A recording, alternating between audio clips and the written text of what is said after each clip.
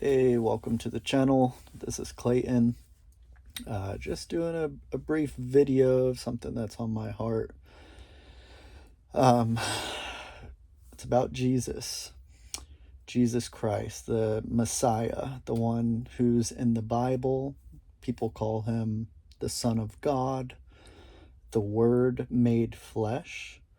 This is a very special man, and people have written down accounts of what he has taught over 2,000 years ago. We can read about what this man Jesus said and what he did.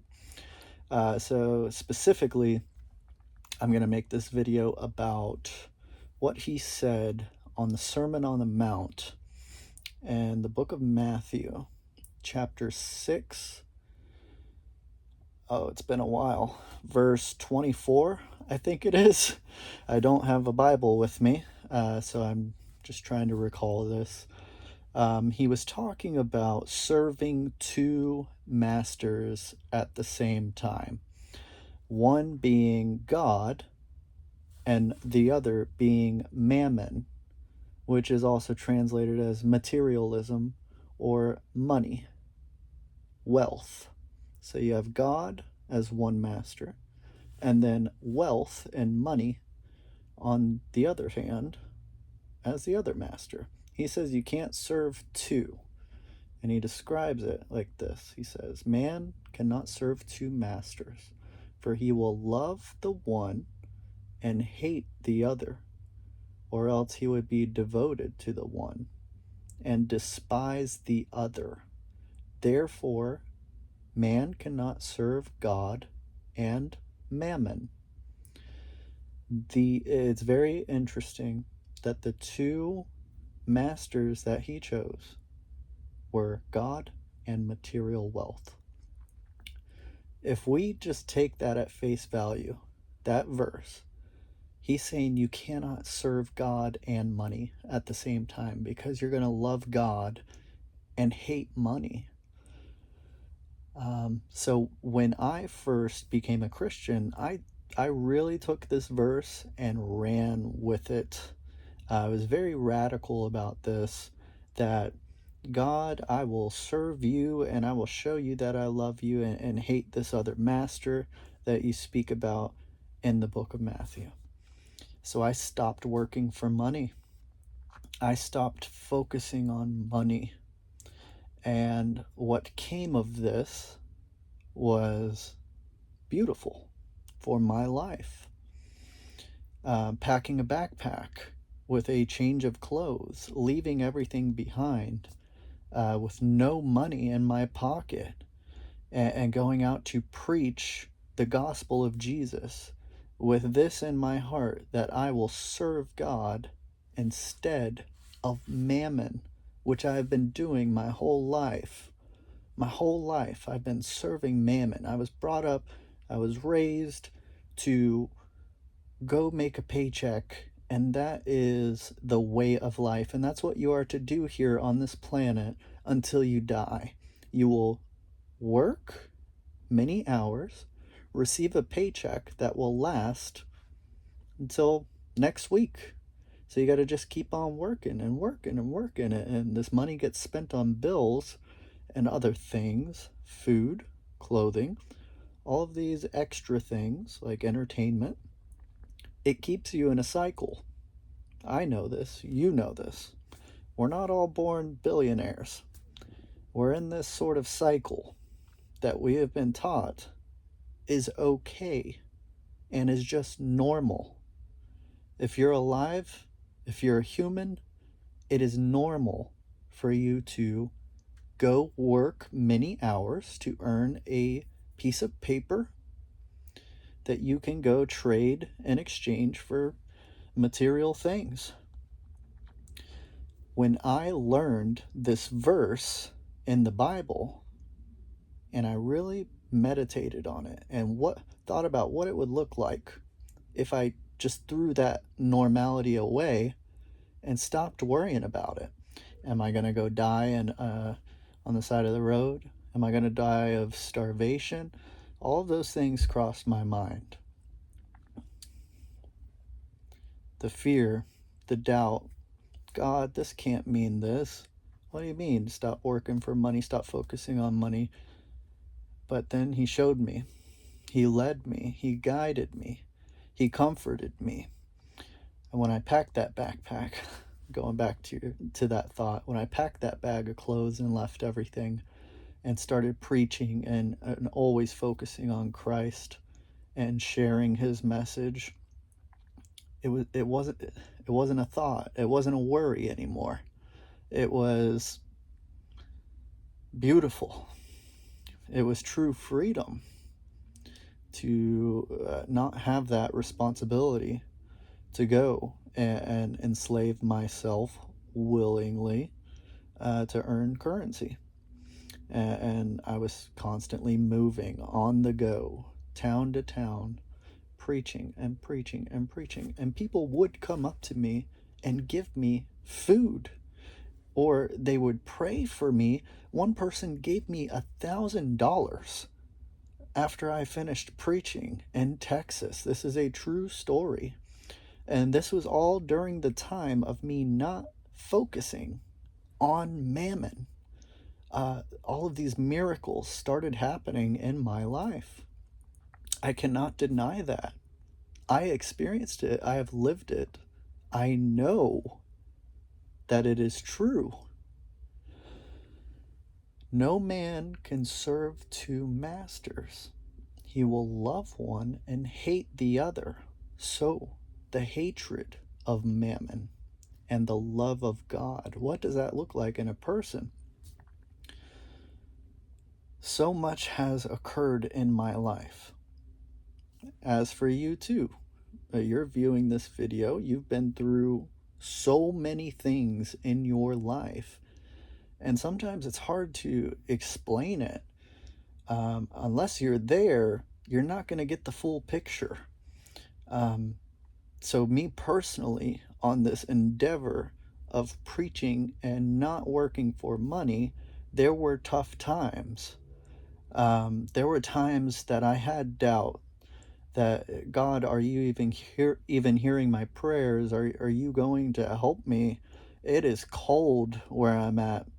I remember actually specifically in Oregon, in the state of Oregon. I was in a town, I was hitchhiking, and it was about 20 degrees during the day with the sun out. I had no place to go. I had finished up preaching. I was shivering. A stranger came up to me and gave me a big jacket and a big blanket, because I must have looked cold. I only had a regular long sleeve shirt, some regular pants. I must have looked cold. This man came up to me and gave me a big jacket. And I blessed God's name for that. I believe God really sent that person. But anyways, later that night, I couldn't make it out of that town. I wanted to go south so bad. I wanted to get back to warmer weather in the California area, but no one was picking me up, and I was screaming out to God, God, why? Why is this happening? Don't let me die out here. I had no idea it was going to be this cold here, and here I am. I got dropped off here. Now what do you want me to do? Just shouting at God, scared that I was going to lose my life because of the weather, with no place to go. That was a very tough time. But that night, I had a sleeping bag that was meant for warm weather. So anything below like 60 degrees, it basically did nothing for me. But when I laid down in that sleeping bag, it was probably like 18 degrees at night, and I was shivering and I was crying. I was very upset. I started praying. I said, God, please warm me. If you don't want to help me get out of this place, help me bear it. And I felt this warmth come over me, and it scared me. I thought I was dying because it was abnormal. A warmth started happening and warming me up. I stopped shivering, and I thought in that moment, I must be dying. but I was not dying. I believe that was the Spirit of God warming me to help me make it through that night. And I slept beautifully. I slept wonderfully through that night. And early morning, I packed my stuff up. I went to hitchhike, and someone picked me up almost immediately and took me to Southern California from there. This happened to me, and I believe God did this for me. It was no longer an invisible God to me. It was a real person who cared about me and actually heard my cries and heard my prayers and delivered me. I made it all the way down to Southern California from that place that I was so scared for my life in and fear of freezing to death. And then it was like I teleported, is what it felt like. When I got out of that car from that long drive, I thanked this person, and it felt like I had just teleported there. Like it didn't even feel like a long drive in that moment. Just feeling the warmth, the sunlight. It was wonderful. Um, wow. And then shortly after, I met Brother Jimmy in Santa Barbara, California. And he had taken what Jesus said about serving God instead of mammon seriously as well. So we clicked. I mentioned him in my previous video. We became joined at the hip. I felt like I was pushing the limit of love God, hate money, way more than he was. Because I was even thinking like, oh, you can't go work for money, you can't go do things for money. And he was like, no, no, no, no, it's not like that. That's too radical. And so all in all, with this verse, the reason I started this video, I've been back home from traveling for about 2 years. Last place I traveled to with Brother Jimmy was Hawaii. We had sold the RV, and we flew out to Hawaii. And we were there for at least 6 months together, preaching, evangelizing, and I felt the call to come home. Now, all up until Hawaii, I was not working for money. But when I came home to Florida, I went to my grandmother's home. She welcomed me back. She welcomed me in. Then she was pushing me to get a job, and I prayed about it, and I just thought to myself, well, I came back from the journey. I guess it's just back to how it was. And I just went with it. I ended up working at a gas station. A lot happened. A lot of bad has happened to me since I stopped living for Jesus, living the way I was. A lot of bad has happened to me, and I'm not going to go into great detail on exactly what has happened, but I will tell you this. Going back to a 9 to 5, I felt a guilt in me that everything I had just lived for was wasted. And I just pushed it off because I've got everyone around me telling me, yes, this is what you need to do. You're not living like that anymore. This is normal. This is what you need to do. So I just went with it with this weird feeling in me like, this is not right. This is not what I've learned from Christ. And I know life. I know true living is what it felt like. But I just went and went. I ended up working 60 hours a week at a gas station from not working regular jobs. For years and years, I went to working all of those hours, tirelessly, just going, working for a dollar bill. Um,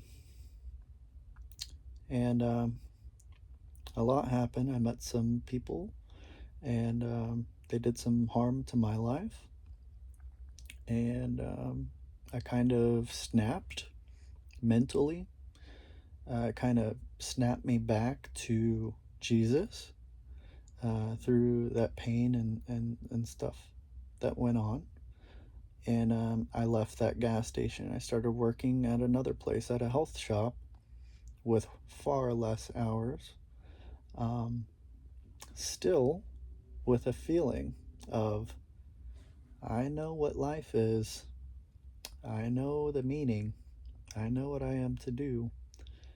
And just recently, I was able to clear a bunch of debt to my name, close to $50,000 worth of debt. And that made it possible for me to get a passport. So I got it. It's on the way. And now I am being ushered back in to serving God instead of serving Mammon. I will be leaving the country to India. I will travel. I will spread his word. I will be polite. I will go there with an open heart, with an open mind, with the spirit of love, because God is love. And I will let him direct my ways. My main focus will be on spiritual things, not the materials. Meeting people there, I will continue to bring up spiritual things to make that the basis of our conversations. I will spend a lot of time in their temples, visiting from temple to temple. And some of these temples are very, very old. Some of them are built in ways that can't be explained, especially for the time period that these temples were built. Structures that are so megalithic. There's a temple that is a monolith carved out of one huge rock from the top down, with marvelous carvings. And it just, it's so old that this stuff couldn't be chiseled. It could not just be chiseled out of the rock, which is apparently what man had in those times. Something's going on over there, or something was. And God knows everything. So I know he has a purpose for me going over there, seeing the land of India as a foreigner, knowing that is not my native land and I am in foreign territory. And you know, these people have their laws, they have their ways of life, their own culture, and I am not going to be the one to come off as someone trying to change them. I won't do it. God knows this. I will be very nice. I will show compassion and love, and listen to their beliefs, without condemnation, without pointing a finger and saying you're wrong. That is not my goal by going to India. I will allow God to work out whatever he wants, and I will just be his vessel, um, for 6 months. 6 months in India. And then from there, I'm going to let him lead me to the next country. So this is all going to be a new experience. I'm very excited to get back to serving God, loving God, despising materialism, forsaking it. I will not give my time any longer. When I get this passport, I've already put in my 2 week notice at my job, which was much longer. It was like 2 months, letting them know that this is going to be happening. So we've got everything set. And when I leave, it is back to the Spirit of God. I believe right now I have the Spirit of God in me. I am just not doing His full will. So there's an emptiness there in my life that I feel I am falling short. I am not living up to the potential of a true follower of Jesus. And this brings me back to the teachings of Christ. If you don't know, Jesus Christ went from town to town with no belongings, just the Spirit of God. And He taught and He blessed people. He showed compassion and utter love to those who came to Him, whether it be sick people, blind people, people who had like schizophrenia, had some demons in them. He showed utter compassion and love for these people, and He had nothing but God. And that's all it takes is one Spirit-filled man. It doesn't, the outward material world cannot save you. The one who made everything, He's the one who can save. He's the one who can make anything possible. So I'm directing my vision back to that one, just as Jesus did. And I do plan on traveling just as Jesus did, going town to town with open arms. I'm going to have a backpack. I've got a mini guitar. It's called a guitar lele. I have a little tongue drum. It's a metal drum that sounds like a piano with different notes. It's beautiful. And some clothes. That's what I'm taking to India. Yeah. Yes. It's time. It is time to receive that fire that I once had. And I've been praying about it. And I know God is here. He's with me. And I know He's smiling down on me.